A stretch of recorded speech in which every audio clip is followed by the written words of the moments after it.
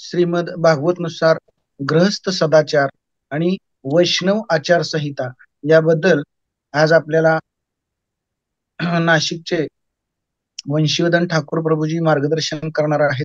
त्यांचं आपण सुरुवातीला स्वागत करूया हरे कृष्ण महामंत्र म्हणून.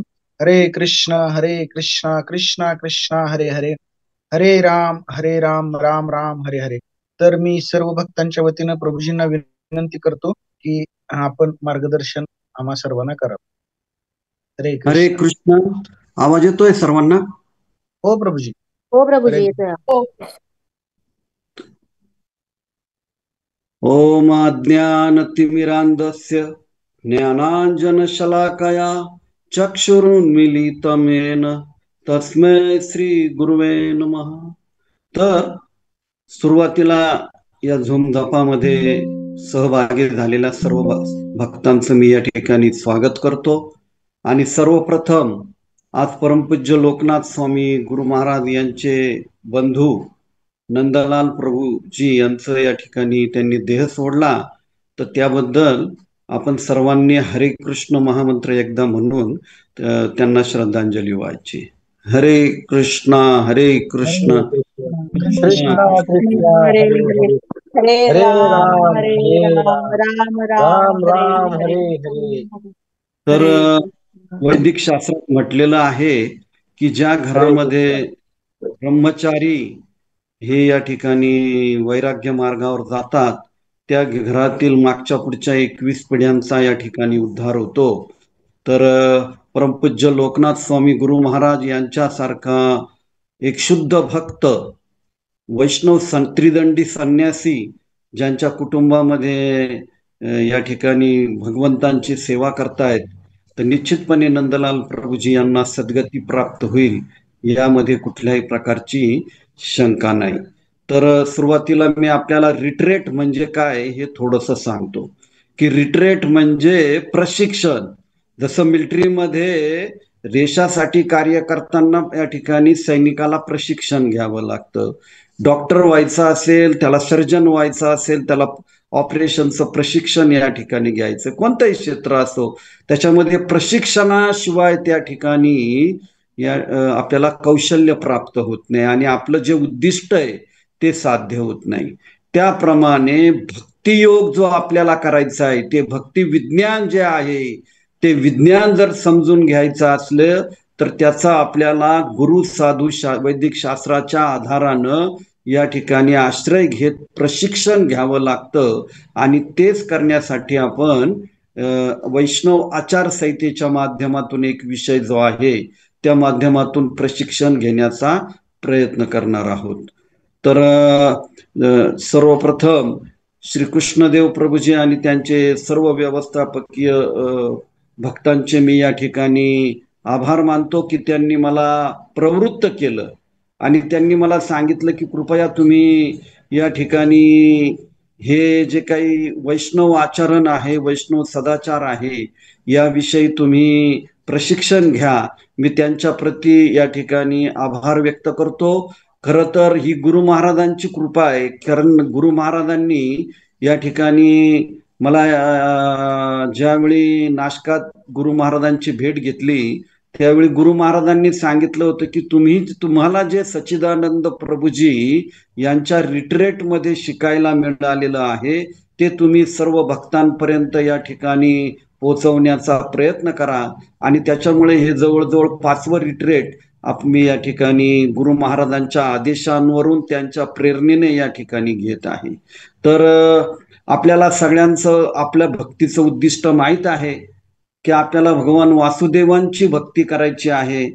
तर वासुदेव भगवती भक्तियोग प्रयोजित जनयत्याशु वैराग्यम ज्ञानच यद अहेतुकम. तेव्हा आपण या ठिकाणी भगवान श्री कृष्ण यांची भक्ती केल्याने मनुष्य तत्काळ अहेतुकी ज्ञान आणि वैराग्य प्राप्त होते, अशा प्रकारचं हे आहे. तर तेव्हा शुद्ध भक्ती करत सवय पुंसा परो धर्म यतो भक्तिरधीशज अहेत्युक्य अप्रतिहता ययात्मा सुप्रसिद्धी. हे जे काही आपल्याला शुद्ध भक्तीचं प्रशिक्षण घ्यायचं आहे, त्याच्याकरता आपल्याला गुरु साधू शास्त्राचा आश्रय हा अतिशय या ठिकाणी महत्वाचा आहे. एखादी पतिव्रता स्त्री जेव्हा असते तेव्हा त्या पतिव्रते श्रीचे अलंकार आभूषण असतात. जसं तिच्या माथ्यावर सौभाग्याचं कुंकू असतं, गळ्यामध्ये मंगळसूत्र असतं, पायात जोडवे असतात. अशा प्रकारचे तिचं जे सौभाग्य जर तिने या ठिकाणी आभूषण जर घातलं नाही, तर जसं आपल्याला ते एक वेगळ्या प्रकारचा विचार आपल्या मनामध्ये येतो, तसं वैष्णवांकरता जे काही आचार आहेत ते या ठिकाणी आभूषणांप्रमाणे आहेत. आणि म्हणून आजचं कृष्ण भक्त प्रभूजी यांनी एक सुंदर उदाहरण दिलेलं आहे की कृष्ण भावनेचा प्रचार म्हणजे केवळ जाऊन कथा कीर्तन करणे तर आहेच, पण त्याचबरोबर आपल्या आचरणातून एक उदाहरण प्रस्तुत करणे हा देखील प्रचारच आहे. तेव्हा आपल्या स्वतःच्या आचरणामधून आपण कृष्ण भावनेचा प्रचार या ठिकाणी करू शकतो. श्री चैतन्य महाप्रभूंनी चैतन्य चरितामृत मध्ये सांगितलेलं आहे की वैष्णव आचार संहितेचे पालन हा एक अलंकार आहे, जो भक्ताला भगवंतांच्या आणि जगाच्या नजरेत सुंदर आणि आकर्षक बनवतो. त्यामुळे सर्व भगवत भक्तांनी आचारसंहिता आणि आदर्श जीवन पद्धतीच्या सर्व गोष्टींमध्ये पारंगत होणे आवश्यक आहे. म्हणजे पारंगत होणे, कौशल्य प्राप्त करणं हे या ठिकाणी भक्तीमध्ये वैष्णव आचरणासाठी या ठिकाणी महत्वाचं आहे. तेव्हा हे जे काही आपलं रिट्रेट आहे हे या ठिकाणी लक्षात घ्या, तांत्रिक आहे, टेक्निकल आहे. जसे एखादी गोष्ट जसं आपण करतो त्याच्यामध्ये डूज अँड डोंट, विधी आणि निषेध असतात. काय करावे, काय करू नये, कशा पद्धतीने करावं, अशी नियमांची या ठिकाणी पद्धती असते. त्यामुळे आपण सुरुवातीला आज या ठिकाणी वैष्णव आचार संहितेचे महत्व याविषयी श्री चैतन्य महाप्रभू यांनी सनातन गोस्वामींना काय सांगितलं याचं या ठिकाणी अध्ययन केलं पाहिजे. तर ते म्हणतात, यद्यपियो तुम्ही हूँ जगत पावन, तोमा स्पर्श पवित्र है देव मुनिगण, तथापि भक्त स्वभाव मर्यादा रक्षण, मर्यादा पालन है साधुर भूषण. श्री चैतन्य चरितामृत मध्ये सांगितलं. श्री चैतन्य महाप्रभू म्हणतात, हे प्रिय सनातन, तू संपूर्ण ब्रह्मांडाचा उद्धारक आहे आणि देवता तसेच महान संत तुझ्या स्पर्शाने शुद्ध होतात, पण वैष्णव आचरणांचे पालन आणि रक्षण करणे हा भक्तांचा एक गुण आहे. वैष्णव आचरण म्हणजे शिष्टाचाराचे पालन करणे हेच भक्तांचे खरे आभूषण आहे. तेव्हा आचरणाचे पालन आणि रक्षण करणं हे एक भक्तांचा गुण, आणि त्याच्यामुळे हा गुण आपल्याला प्राप्त करायचा आहे. आणि वैष्णव आचरण आपण करतो हे खरं काय आहे, तर आपलं भक्तांचं आभूषण आहे. पुढे ते म्हणतात, मर्यादा लंघने लोक करे उपहास, इह लोक परलोक दुई हय नाश. म्हणजे जर आपण या ठिकाणी कोणी वैष्णवांनी आचरणांचे उल्लंघन केले तर लोक त्याला हसतील आणि अशा प्रकारे तो इहलोक आणि परलोक या दोन्ही लोकांमध्ये नष्ट होईल. म्हणजे जर आपण वैष्णव आचार संहिता जर पालन केलं नाही तर या जन्मात तर आपल्याला सिद्धी प्राप्त होणारच नाही, पण परलोकात जाण्याचा चान्सच नाही. त्यामुळं परलोकात सुद्धा या ठिकाणी आपण या ठिकाणी सिद्धीचं दार बंद करतो. ही गोष्ट महत्वाची आहे. आणि म्हणून चैतन्य महाप्रभूंनी 6 गुरुस्वामींना या ठिकाणी सांगितलं की तुम्ही वृंदावनात जा आणि आचार संहिता तयार करा. आपला स्वतःच्या आचरणावरून वैष्णव कसा असावा, वैष्णवांमधील शिष्टाचारांचे उदाहरण तुम्ही दाखवा. आणि भगवान श्री चैतन्य पुढे सांगतात की हा अतिशय महत्वाचा सिद्धांत आहे.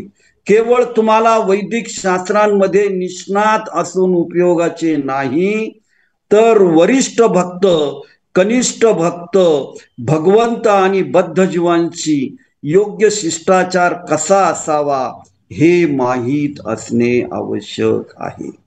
तेव्हा हे सगळ्यात महत्वाचं कार्य या ठिकाणी चैतन्य महाप्रभूंनी षड गोस्वामींवर या ठिकाणी सोपवलेलं आहे. आणि म्हणून आपण वैष्णव आचारसंहितेचं पालन करणं हे किती महत्वपूर्ण आहे हे आपल्या यावरून लक्षात आलं. आपण दररोज 4 सेशन घेणार, त्याच्यामध्ये थोडं आपण वैष्णव आचारसंहितेचं महत्व हे थोडं आपण या ठिकाणी हे करू. तर वैष्णव आचारसंहितेमध्ये सगळ्यात पहिलं महत्वाचं जे कृष्ण भावनेचा सार आहे, त्याच्यातले 3 मुद्दे आपण आज या ठिकाणी महत्वाचे बघणार आहोत. नंतर आपण जे काही आपले वैष्णव आचरणातले या ठिकाणी रसायन कोणतं पाहिजे ते 3 मुद्दे बघणार आहोत. आणि त्याच्यानंतरचं आपलं दैन्य भाव किती महत्वपूर्ण आहे हे 3 मुद्दे आपण या ठिकाणी आज बघणार आहोत. तर कृष्ण भावनेचा सार काय आहे, तर वैष्णव आचरण. आपण जेव्हा कृष्ण भावना पाहतो तेव्हा कृष्ण भावनेचं सार काय आहे, तर वैष्णव आचरण. त्याच्यामध्ये पहिला मुद्दा आहे, भक्तांचं जीवन हे साधी राहणी आणि उच्च विचारसरणी या तत्वाप्रमाणे असले पाहिजे. आपण साधं राहिलं पाहिजे, सिंपल लिव्हिंग अँड हाय टून. तो उच्च विचार काय, परमपूज्य लोकनाथ स्वामी गुरु महाराज सांगतात की उच्च विचार म्हणजे भगवान श्रीकृष्णांच्या संदर्भातला विचार. आणि हे आपण नेहमी पटलं पाहिजे की आपली विचारसरणी ही कृष्ण भावनामृत आंदोलनाला पोषक असली पाहिजे आणि आपण अत्यंत साधं राहिलो पाहिजे. आता साधं राहणं म्हणजे काय याच्यावर या ठिकाणी महत्वपूर्ण या ठिकाणी सांगितलेलं आहे.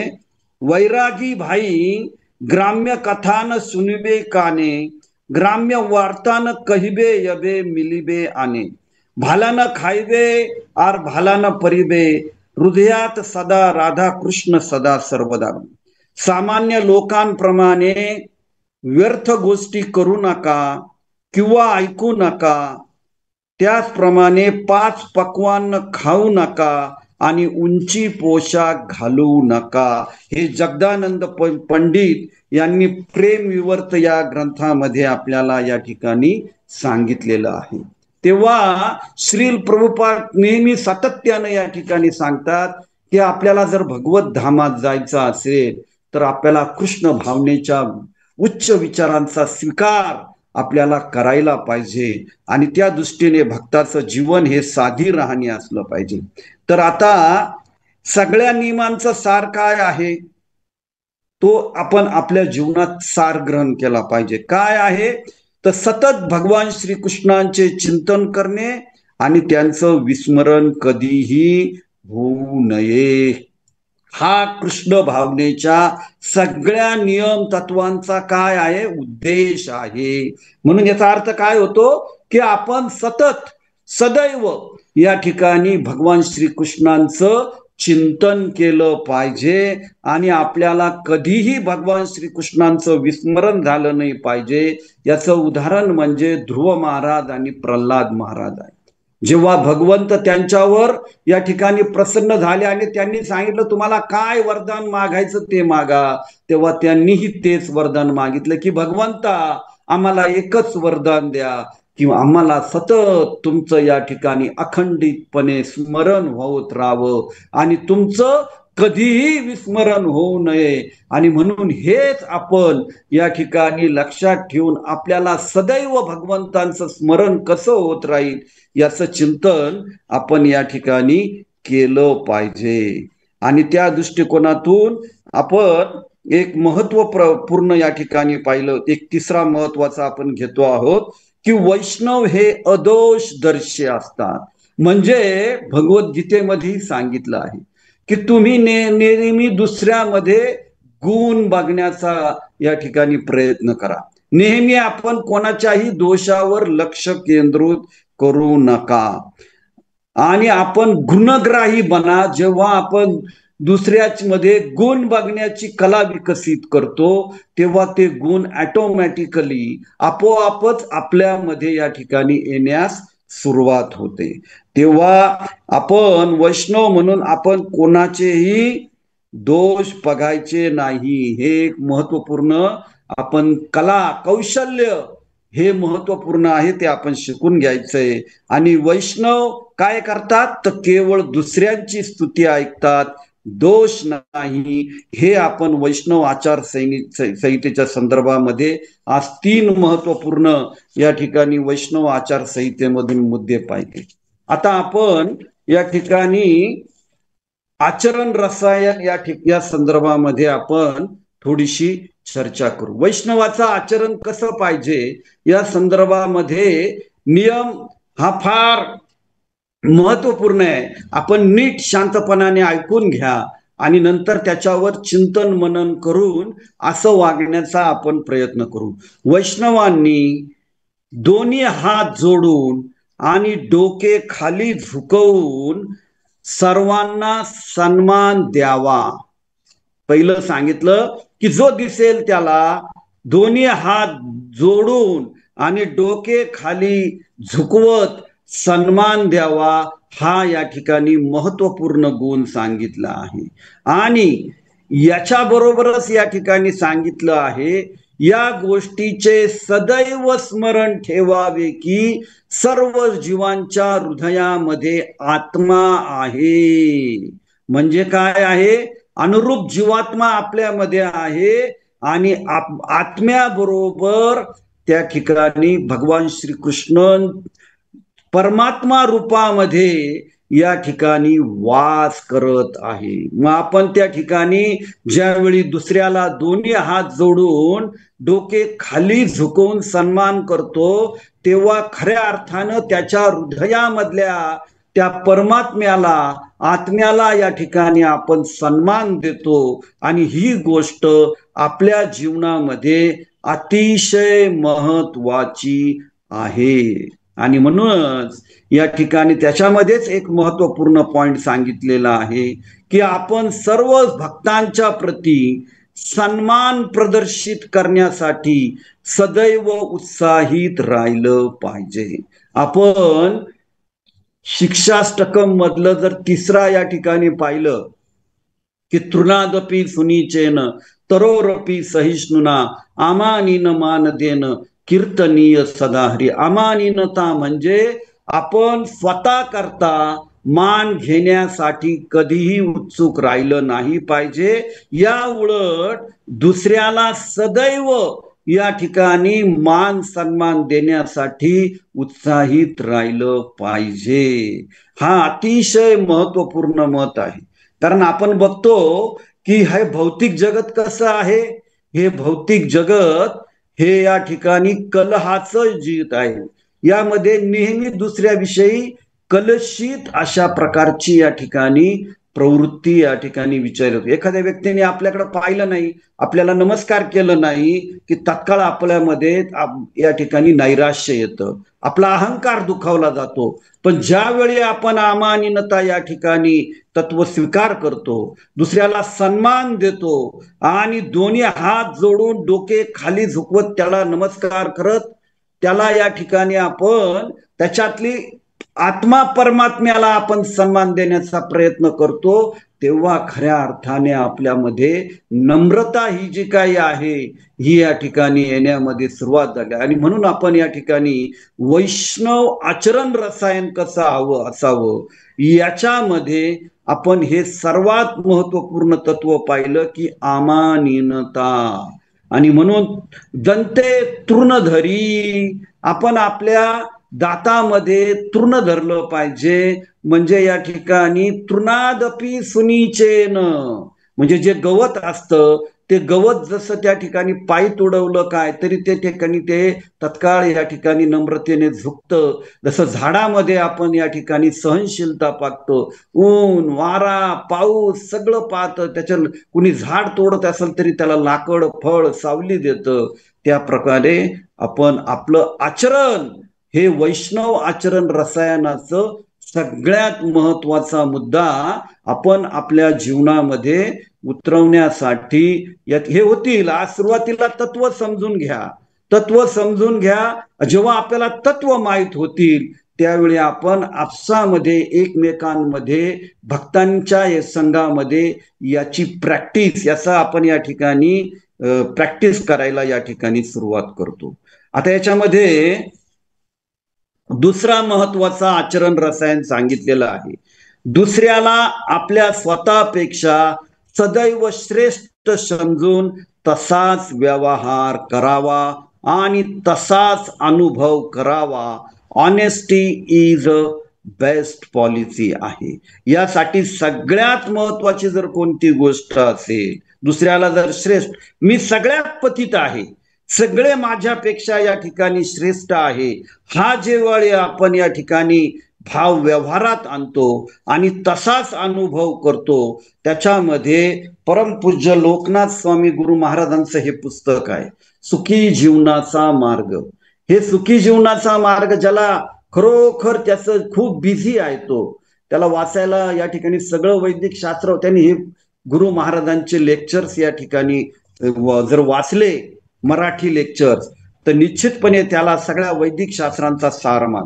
गुरु महाराज म्हणतात, आपण सर्व लहान भक्त आहात, मी सर्वात मोठा भक्त आहे, असे वाटत असेल तर भगवंतांची कृपा कधीही प्राप्त होत नाही. म्हणून आपण दुसऱ्यांपेक्षा मोठं आहोत हा विचार, हा आध्यात्मिक दृष्ट्या आपण आत्महत्या करणारा विचार आहे. म्हणून असं म्हटलं गेलेलं आहे, मी दुसऱ्यांपेक्षा वेगळा आहे, मी दुसऱ्यांपेक्षा श्रेष्ठ आहे, हा विचारच मनामध्ये येणं हेच खऱ्या अर्थाने आपल्या सगळ्यात मोठा दोष असल्याचा. म्हणून या विचारामध्येच दोष आहे की आपल्या स्वतःला मोठं मानत. आणि म्हणून भगवंत म्हणतात की जे लहान भक्त आहेत, जे पतित आहेत, त्यांच्यावर कृपा करण्यासाठी आम्ही अवतार घेतलेला आहे. तेव्हा भगवंत काय विचार करतो, तू स्वतःला मोठा समजतो, मोठा भक्त आहे, याचा अर्थ तुला माझी आवश्यकता नाही. ठीक आहे, तू मोठा समजतो, दुसऱ्या भक्ताला आम्ही कृपा देऊ, असाही विचार श्री चैतन्य महाप्रभू करू शकतात की नाही? कारण त्यांना काळजी आहे पतितांची. जे अधिक पतित आहे त्यांना ते स्वीकार करतात, आपण अधिक पतित आहोत असा नम्रतेचा विचार मनामध्ये असावा, फार महत्वाचा आहे. भगवंतांना पतित पावन म्हटलं जातं. आणि म्हणून जोपर्यंत आपण स्वतःला पतित मानत नाही, आपण स्वतःला कनिष्ठ मानत नाही, तोपर्यंत हा भगवंतांची कृपा आपण आकर्षित करू शकत नाही आणि आपल्यामध्ये नम्रतेचा विचार येऊ शकत नाही. म्हणून आपण केवळ बोलण्यामध्ये पतित नाही, तर आपल्या विचारामध्ये आणि आचरणामध्ये आपण पतित आहोत हे दिसून आलं पाहिजे. असे विचार आपल्या डोक्यात येतात का? कमीत कमी या गोष्टींचा साक्षात्कार व्हायला पाहिजे की मी पतित आहे. मग मी पतित आहे म्हटलं की आपण भगवंतांना विनंती करू शकतो. काय विनंती करू शकतो? गुरु महाराज सांगता, उपेक्षू नको गुणवंतानंता रघुनायका आता तू गुणवंत आहेस, अनंत आहेस, उपेक्षा करू नको. कृपया तृणादपि सुनिचेन तरोरपि सहिष्णुना अमानीन मानदेन कीर्तनीय सदा हरी. अशी ही अवस्था जर आपण हे जर केलं तरच आपण सतत कीर्तन करू शकतो. आणि भगवंतांनी हे मनमना भवमत भक्तो मध्याजी मान, माझं सतत कीर्तन कर, मनामध्ये माझं सतत स्मरण कर, असं भगवद्गीतेत जे सांगितलेलं आहे, तरच आपल्याला महाप्रभूंची कृपा प्राप्त होईल. आपण सतत कीर्तन करू, आपण आयुष्यभर कीर्तन करू आणि पुढच्या आयुष्यातही सिनेमा संगीत या ठिकाणी ऐकणार नाही, तर आयुष्यभर आपण नेहमीच कीर्तन करत राहू. तर गुरु महाराजांनी हे अतिशय महत्वाचं सांगितलं आहे. जर असं केलं नाही तर काय होईल? गुरु महाराज खूप सुंदर सांगतात की नम्र भक्त जो इतरांना आदर सत्कार करणारा भक्त आहे तो भगवंतांना अधिक प्रिय असतो, त्याला अधिक कृपा प्राप्त होईल. आणि जो तो धनाढ्य म्हणल आणि त्याचे आध्यात्मिक धन वाढेल, त्याचे दिवाळे निघणार नाही, तो आध्यात्मिक दृष्टीने बँकरप्ट होणार नाही. माथे तिलक गले माला सर्व ठीक आहे, पण आतमध्ये कर्जबाजारी, दुसऱ्याचे कल्याण पाहवत नाही, ही अवस्था आपल्यामध्ये कधी नको. तर गुरु महाराजांचे शुद्ध भक्तांचे हे वाक्य लक्षात घ्या.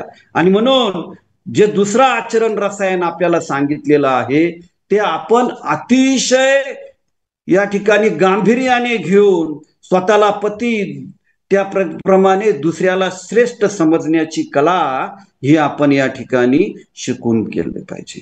आणि तिसरं महत्वाचं आपण आचरण रसायन बघूया.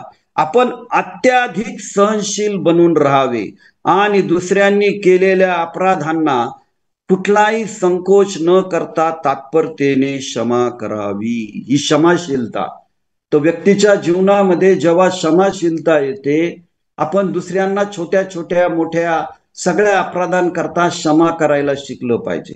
हे करण्यासाठी आपल्याला अगोदर काय कोणत्या याच्यामध्ये लागल तर देहात्म बुद्धीतून आत्मिक बुद्धीच्या लेवलला यावं लागेल. आणि हे आपलं टार्गेट असलं पाहिजे, आपलं उद्दिष्ट असलं पाहिजे की आपण नेहमीच देहात्म बुद्धीतून आत्मिक स्तरावर आत्म्याच्या कल्याणाच्या विषयामध्ये आत्म्याचं स्वरूप काय आहे ते आपण जीवे रे स्वरूप है कृष्णेर नित्यदास, तोच आपला धर्म आहे, तोच या ठिकाणी सनातन धर्म आहे. हे आपण नेहमीच या ठिकाणी जर लक्षात घेतलं तर मग या ठिकाणी आत्मवत सर्व भूतेषु, मी जसा आत्मा आहे तसा दुसराही आत्मा आहे. आणि वैदिक शास्त्रात सांगितलेलं आहे की मी व्यक्तीमध्ये 4 प्रकारचे या ठिकाणी दोष असतात. एक तो चुका करतो, तो दुसऱ्याला फसवतो, त्याच्यामध्ये या ठिकाणी अपूर्ण इंद्रिय आहेत, आणि चौथं या ठिकाणी महत्वाचं सांगितलेलं आहे की तो भ्रमात राहतो, तो देहात्म बुद्धीत आहे. म्हणून आपण नेहमी आत्म्याच्या कल्याणाचा या ठिकाणी जेव्हा विचार करतो तेव्हा भौतिक प्रकृतीच्या मायेच्या प्रभावात आल्यामुळे आपल्यामध्ये या ठिकाणी कलियुगाच्या प्रभावामुळे अनेक दोष निर्माण झालेले आहे. आपण या ठिकाणी 3 माया म्हणजे 3 गुण, रजोगुण, तमोगुण, सत्वगुण, या गुणांच्या प्रभावामुळे या ठिकाणी तसेच व्यक्तीमध्ये असणाऱ्या षड अनर्थांच्या प्रभावामुळे काम, क्रोध, लोभ, मद, मोह, मत्सर यामुळे व्यक्ती या ठिकाणी त्याच्यावर असलेल्या पूर्वजन्माच्या पूर्वकर्माच्या संस्कारामुळे तो या ठिकाणी चुका करत राहणार आहे. आणि आपण त्या आपल्या प्रती सहनशील व्हायचं, तृणादपी झाडाप्रमाणे सहनशील होऊन दुसऱ्यांनी केलेल्या अपराधांना कुठलाही संकोच न करता तत्परतेने क्षमा करायला जर शिकलो तर आपण सगळ्यात मोठा उपकार हा आपल्या स्वतःवर करतो. कारण ज्या वेळी आपण दुसऱ्याला क्षमा करत नाही तेव्हा आपण बदल्याच्या भावनेमध्ये, तेव्हा आपण या ठिकाणी त्या व्यक्तीच्या हळूहळू द्वेष मत्सर करण्याच्या भावनेमध्ये अटकत जातो. हे या ठिकाणचं महत्वाचे. तर असे वैष्णव जे आचरण आहे ते या ठिकाणी आचरण रसायन हे 20 आहेत. तर आपण हळूहळू आज 3 पाहिले, पुढच्या वेळी आपण या ठिकाणी जास्त पाहू. तर दैन्य विरेचन हा महत्वपूर्ण या ठिकाणी आपण विषय घेऊ की दैन्यता शरणागतीचं सगळ्यात मोठं एक महत्वाचं लक्षण आहे. जसं भक्ती करता अनुकूल आहे ते या ठिकाणी स्वीकार करावं, प्रतिकूल आहे तसा त्याग करावं, भगवंतांचा स्वामी रूपामध्ये या ठिकाणी स्वीकार करावं. हे जे काही 6 तत्व सांगितले आहे त्याच्यामध्ये दैन्य भाव या ठिकाणी सगळं, आपण दीन आहोत, आपण हीन आहोत, ही प्रवृत्ती ही फार या ठिकाणी महत्वपूर्ण आहे. आणि म्हणून याच्यामधला पहिला या ठिकाणी मुद्दा या ठिकाणी दैन्य विरेचन मधला आहे की माझ्या स्वतःचे स्वरूप हे केसांच्या, आत्मा कसा आहे हा अनुरूप जीवात्मा, याचं साईज काय सांगितलेली आहे तर या केसाच्या अग्र म्हणजे शेवटच्या टोकाच्या अग्रभागाच्या 10,000च्या बरोबर आहे, जे मजबूतीने 3 गुणांद्वारे बद्ध झालेलं आहे. एक तर मी कसा आहे, अनुरूप जीवात्मा आहे, म्हणजे एक छोट्याशा केसाच्या टोकाच्या 10,000वा भाग सुद्धा मी नाहीये. आणि काय आहे, मायेच्या बंधनात म्हणजे आहे माझ्यामध्ये तमोगुण रजोगुण, याच्या बंधनाने दोरीने मी या ठिकाणी बांधलेलो आहे. आणि त्याच्यामध्ये अजून काय आहे, मी देहात्म बुद्धीमध्ये आहे, आणि देहात्म बुद्धीमध्ये असल्यामुळे इंद्रिय आणि मनाच्या अधीन आहे. मी या ठिकाणी आजही माझ्या मनमर्जीने मनोधर्माने वागत आहे, आणि माझं मन आजही इंद्रिय तृप्तींच्या विषयामध्ये आनंद घेत आहे. याचा आपण स्वीकार केला पाहिजे. आणि अनंत काळापासून 84 लाख योनीमध्ये मी भटकत आहे. हे महत्वाचं दैन्य विरेचन मध्ये पहिला महत्वाचा मुद्दा. एक तर मी अनुरूप जीवात्मा आहे, 3 गुणांनी या ठिकाणी बद्ध झालेला आत्मा आहे. मी या ठिकाणी स्वतंत्र नाही, या ठिकाणी आपण लक्षात घेतलं पाहिजे. मी भगवंतांशी या ठिकाणी ईर्ष्या केली, द्वेष केली, या भौतिक मायेच्या भौतिक जगतामध्ये या ठिकाणी प्रवेश केलेला आहे. आणि मी देहात्म बुद्धीमध्ये असल्यामुळे, इंद्रिय आणि मनाच्या या ठिकाणी अधीन असल्यामुळे, मला माझ्या आत्मा जो सच्चित आनंद मूळ आहे, त्या आत्म्याच्या प्रभावानं या ठिकाणी गुरु साधू शास्त्राचा आश्रय घेऊन माझी जी बुद्धी आहे, ही या ठिकाणी ही भौतिक बुद्धी आध्यात्मिक बुद्धीमध्ये ज्यावेळी मी परिवर्तन करेल, त्याच्यासाठी गुरुंकडून दीक्षा घेईल. आदो गुरु आश्रय सरदम पुच्छा साधू मार्गानुगमन, हे भक्ती रसामृत सिंधू मध्ये सांगितलेलं तत्व समजून घेईल, वैदिक शास्त्रांचं अध्ययन करल. त्यावेळी मी या ठिकाणी आध्यात्मिक बुद्धीद्वारे मनावर नियंत्रण करल. आणि भक्तीमध्ये सगळ्यात महत्वाचं एक नियंत्रित मन तुमचं झालं पाहिजे. आणि हे नियंत्रित मन काय करतं, इंद्रिय आणि इंद्रियांच्या विषयावर नियंत्रण मिळवतं. जोपर्यंत इंद्रिय आणि इंद्रियांच्या मनावर या ठिकाणी आपण नियंत्रण मिळवू शकत नाही, तोपर्यंत भक्ती ही आपली दिल्ली बहुत दूर आहे असं म्हणायची या ठिकाणी वेळ.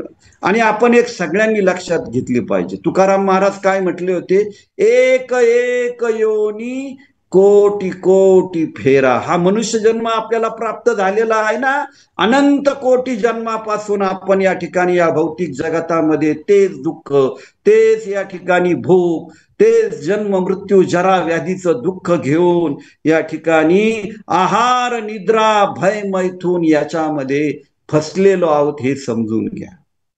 झाडांचे असेल तर किती प्रकारचे वृक्ष आहे, एक एक कोटी कोटी योनीमध्ये झाडामध्ये आपण हजारो करोडो वर्ष होतो.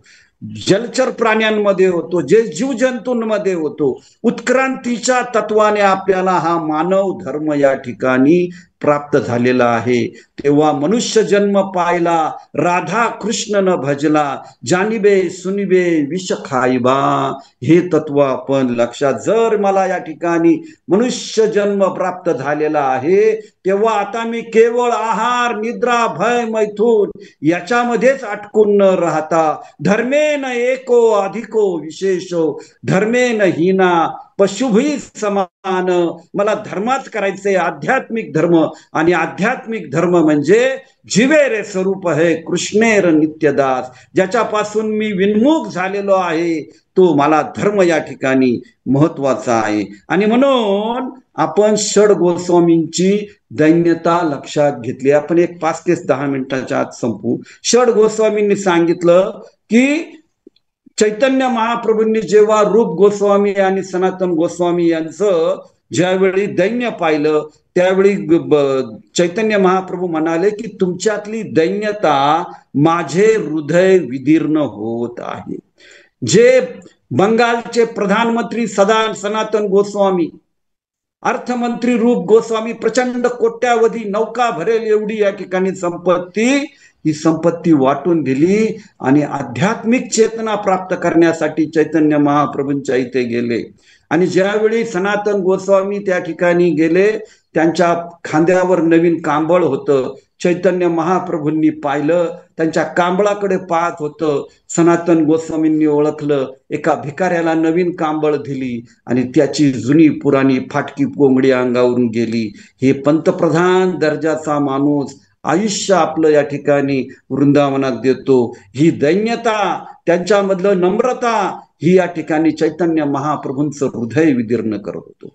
बिल गेट्स यांची जेवढी संपत्ती तेवढी श्री रघुनाथ दास गोस्वामी यांची होती. तरीही ते ठिकाणी जगन्नाथपुरीमध्ये गेले आणि सिंह दरवाजावर या ठिकाणी भीक मागायला लागले. त्यांच्या लक्षात आलं की भीक मागणे ही वेश्या प्रवृत्ती, याचक प्रवृत्ती आहे. त्यांनी ते सोडलं आणि खराब झालेला भात ज्या उकरड्यावर फेकून देतात, तो खराब झालेला उकरड्यावरचा भात धुवून या ठिकाणी 2-2, 3-3 वेळा धुवून तो भात खायला सुरुवात केलं. चैतन्य महाप्रभूंनी जेव्हा पाहिलं, त्यांचं हृदय गलबलून आलं.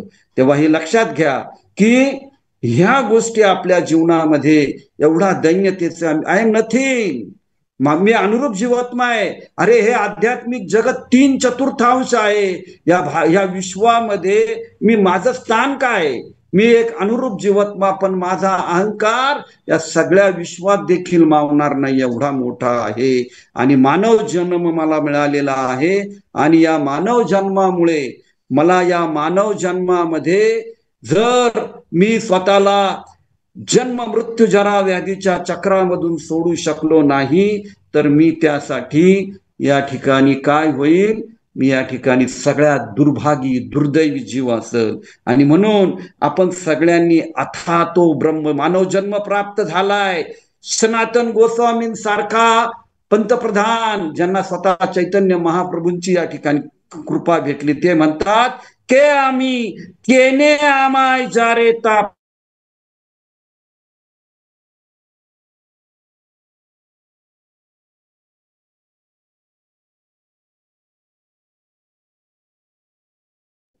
हरे कृष्ण. आवाज येतोय तुम्हाला कोणाला? हरे कृष्ण, हरे कृष्ण. नाही, आवाज गेलाय. आवाज गेलाय. हरे कृष्ण. हा येतोय प्रभूजी. आला प्रभूजी आवाज. तर आपण चैतन्य महाप्रभूंनी जशी अथातो ब्रह्म जिज्ञासा केली, त्याप्रमाणे आपण हरे कृष्णा, त्याप्रमाणे आपण अथातो ब्रह्म जिज्ञासा या ठिकाणी केली पाहिजे. तरच म्हणजे अथातो ब्रह्म जिज्ञासा म्हणजे मी कोण आहे, भगवंत कोण आहे, भगवंतांचा माझा संबंध काय आहे, मी या ठिकाणी या भौतिक जगतामध्ये दुःख भोगत आहे का, या भौतिक जगातल्या दुःखांपासून मला मुक्त व्हायचं आहे का, मी जन्मापूर्वी कोठे होतो, मी मृत्यूनंतर या ठिकाणी कोठे जाणार आहे, याची या ठिकाणी जिज्ञासा करायची. म्हणूनच सांगितलेलं आहे की तद्विधी प्रणिपातेन परिप्रश्नेन सेवया उपदेशांती ते ज्ञानम ज्ञानीन सत्वदर्शिनम. आपण आध्यात्मिक गुरूंची या ठिकाणी शरण घेतली पाहिजे. ही गोष्ट सगळ्यात महत्वपूर्ण या ठिकाणी आपल्या, जर आपण अथातो ब्रह्म जिज्ञासा न केली, जर आपण देहात्म बुद्धीतून गेलो नाही, आपल्यामध्ये या ठिकाणी दैन्य भाव आला नाही, आपल्याला आपल्या मानवी जीवनाचं या ठिकाणी महत्व समजलं नाही, तर आपण अध्यात्मामध्ये कसं पाऊल टाकू शकतो? प्रल्हाद महाराज म्हणतात की हा मानवी जीव जरी या ठिकाणी क्षणभंगूर आत्मा असला तरी तो अत्यंत या ठिकाणी सुदुर्लभ आहे, अतिशय महत्वपूर्ण आहे. अरे या स्वर्गामधले सगळे देव देवता सुद्धा मानवी जीव प्राप्त होण्यासाठी, आत्मा म्हणून प्राप्त होण्यासाठी या ठिकाणी प्रार्थना करतात. आणि या ठिकाणी या कलियुगामध्ये या ठिकाणी हरिनाम धर्म घेऊन आपण या ठिकाणी भगवत धामात जाऊ शकता, याच्यासाठी ते प्रार्थना करतात. तेव्हा ह्या गोष्टींचं स्मरण आपण या ठिकाणी घेतलं पाहिजे. आणि त्या दृष्टिकोनातून आपण जर हे केलं तर एक शेवटचा आपण मुद्दा, आज 2च होतील दैन्य विरेचन मध्ये, तर त्याच्यामधला जो दुसरा महत्वाचा या आहे, मी अनंत आत्म्यामध्ये एक तुच्छ आत्मा आहे आणि प्रत्येक वेळी एक तर कृष्ण किंवा मायेचा दास आहे, हे लक्षात ठेवा. मी आत्मे किती आहे मगाशी आपण बघितलं, किती प्रमाणामध्ये आत्मे, अनंत कोटी ब्रह्मांडात किती आत्मे, परंतु याच्यामध्ये महत्वपूर्ण सांगितलंय तुम्हाला दासत्व तर या ठिकाणी करायचंच आहे, सेवा तर करायचीच आहे. एक तर तुमच्याकडे चॉईस आहे, देहात्मबुद्धीत राहून मायेचा दास बनणं किंवा आत्मिक लेवलला जाऊन भगवान श्रीकृष्णांचा दास बनणं. याच्यावर तुमच्या जीवनातलं या ठिकाणी पूर्णपणे यशस्वीता ही अवलंबून राहते. तेव्हा जर आपल्याला यशस्वी व्हायचं असेल, जन्म मृत्यू जरा व्याधीच्या चक्रातून जायचं असेल, तर या ठिकाणी आपल्याला केवळ भगवान श्रीकृष्ण यांचं दासत्व. कारण काय आहे माहितीये का, श्रील प्रभुपादांनी भगवद्गीतेच्या या ठिकाणी प्रास्ताविक मध्ये सांगितलं आहे की आपण अनुरूप जीवात्मे भगवंतांचे दास आहोत, शाश्वत दास आहोत, सनातन दास आहोत. आणि आपला धर्म एकच आहे, भगवंतांच्या सानिध्यात राहायचं, भगवंतांच्या नित्यलीलेमध्ये राहायचं आणि ह्या नित्यलीलेमध्ये राहून सहभाग करायचा, भगवंतांची दास व्हायचं. हे जर आपण केलं नाही ना, हे तर आपण काय झालं की आपण वरती असताना आपल्याला या ठिकाणी इच्छा द्वेष समुत्थेनं गंध मोहेन भाव. तर या ठिकाणी आपण भगवंतांशी इच्छा केली की तुम्हीच का करता, तुम्हीच का भोगता, मी का भोगता नाही, मी का स्वामी नाही, मलाही या ठिकाणी भौतिक प्रकृतीचा या ठिकाणी उपभोग घ्यायचा. या सगळ्या इच्छांमुळं या ठिकाणी आपण भौतिक जगतात आहे. आणि म्हणून एक महत्वाचा मुद्दा या ठिकाणी लक्षात घेतला पाहिजे, आणि तो म्हणजे लौल्यम, तीव्र इच्छा. जर तुम्हाला अध्यात्मात या ठिकाणी पुढे जायचं असेल तर जसं वस्तू विनिमयासाठी कोणती वस्तू घ्यायची तर त्या ठिकाणी आपल्याला त्याची किंमत चुकवायची लागते. अध्यात्मामध्ये तुम्ही या ठिकाणी तीव्र इच्छा, लौल्यम तीव्र केल्याशिवाय तुम्हाला या ठिकाणी अध्यात्म प्राप्त होणार नाही. कारण भगवंत ये यथा मा प्रपद्यन्ते, जो जसे इच्छा करल तशा त्या इच्छेचं या ठिकाणी तुम्हाला अनुभव देणारे भगवंत आहे. म्हणून आपली इच्छा या ठिकाणी भगवंतांची इच्छा करा, भगवंतांना प्राप्त करायची इच्छा करा, भगवंतांची सेवा करण्याची इच्छा करा, भगवंतांच्या सम्मुख होण्याची या ठिकाणी ज्यावेळी आपण इच्छा करू तेव्हा खऱ्या अर्थाने आपण भगवंतांचे दासत्व म्हणून या ठिकाणी आपली मूळ जी भगवत स्थिती आहे, भगवत धामातली, ती या ठिकाणी प्राप्त करू शकतो. आणि आपण या झूम मध्ये सगळं सहभागी झालेले आहे आणि आपण यज्ञ करत आहोत. आपण कोणता यज्ञ करत आहोत तर या ठिकाणी आपण श्रीमद भागवतमचा यज्ञ दररोज आपण अध्ययन करून बुद्धीने आपण या ठिकाणी भगवंतांची पूजा आराधना करतोय. हे जे भक्त आपण एकत्र येतो आणि एकत्र येऊन ज्यावेळी आपण हे जे काही वाचन करतोय म्हणजे आपण बुद्धीने भगवंतांची पूजा करत आहोत, तेव्हा हा यज्ञ आहे.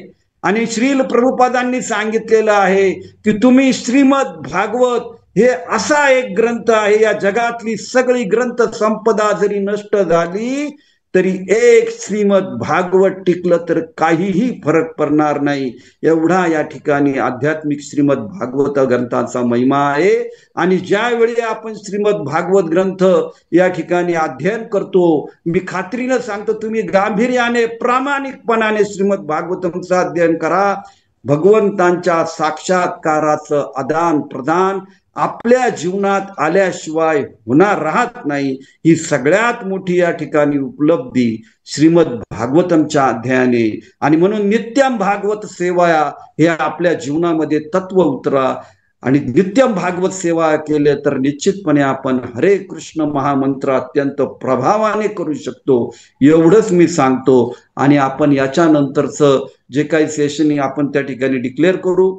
सोमवारी श्री वल्लभ प्रभू या ठिकाणी जे बीटेक आहेत, ते बीटेक असणारे जे आमचे गेली 5 वर्ष आम्हाला या ठिकाणी श्रीमद भागवत शिकवत आहेत, ते या ठिकाणी आपल्या झूम मध्ये येणार आहे. झूम मध्ये आपल्याला त्या ठिकाणी मार्गदर्शन करणार आहे.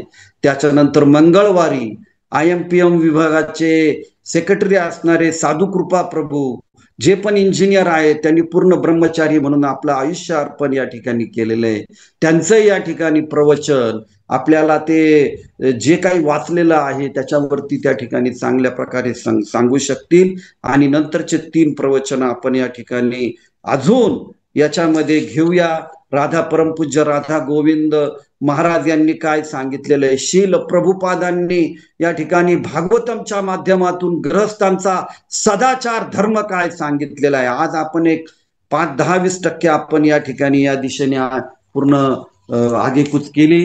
मी पुन्हा तुम्ही एवढ्या वेळ या ठिकाणी ऐकलं, मी सगळ्यांना मनपूर्वक धन्यवाद देतो. आणि आपण सर्वजण मिळून श्रीमत एकमेकाच्या हातात हात देऊ, एकमेका सहाय्य करू, अवघे धरू सुपंथ, एवढंच सांगतो. हरे कृष्ण.